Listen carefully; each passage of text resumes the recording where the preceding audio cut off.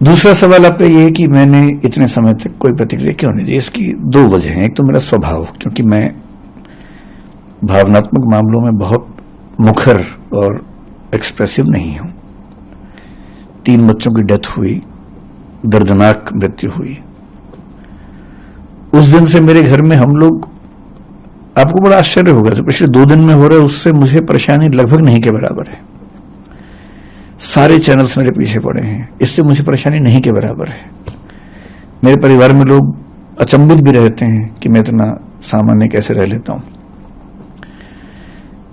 मुझे ज्यादा चिंता दूसरी बात की है कि 3 दिन से हम घर में जब बात करते हैं या सोने जाता हूं, नींद के नजदीक पहुंचता हूं, तो बार बार एक इमेज बनती है कि जब पानी भरा होगा तो उन बच्चों पर क्या गुजरी होगी।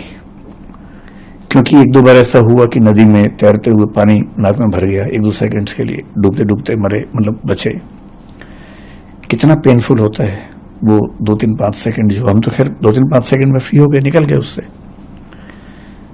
पर उन बच्चों ने तो कम से कम 1-1.5-2 मिनट, मुझे नहीं पता कितना समय इस चीज का होता है, लेकिन लगभग इतना होता ही होगा, झेला ही होगा। उम्मीदों की जब आखिरी कड़ी टूटी होगी, जब टेबल पे चढ़े होंगे बचने के लिए, पानी इतना सारा आ गया होगा। मेरी इस पूरे प्रकरण में मूल चिंता उस अनुभव को महसूस करने की है,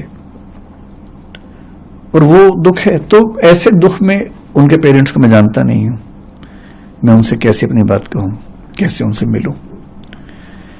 दूसरा, जो विद्यार्थी इस समय आंदोलन में है, उनकी सारी बातें जायज हैं, लेकिन वो जिस उम्र में है, जिस गुस्से में है, थोड़ा सा ये भय भी होता है कि अगर हम जाके बात भी करें तो उस समय वो पूरी बात सुनेंगे या नहीं सुनेंगे।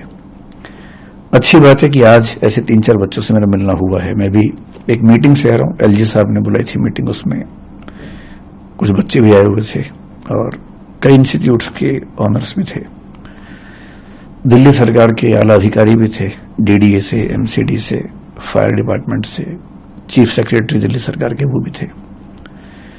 तो वहां थोड़ी सी बच्चों से मेरी, मतलब 1-to-1 नहीं, लेकिन हाँ मीटिंग के दौरान बातें हुई। अब मुझे लगता है कि वो सहजता है, हो सकता है कि मैं आज।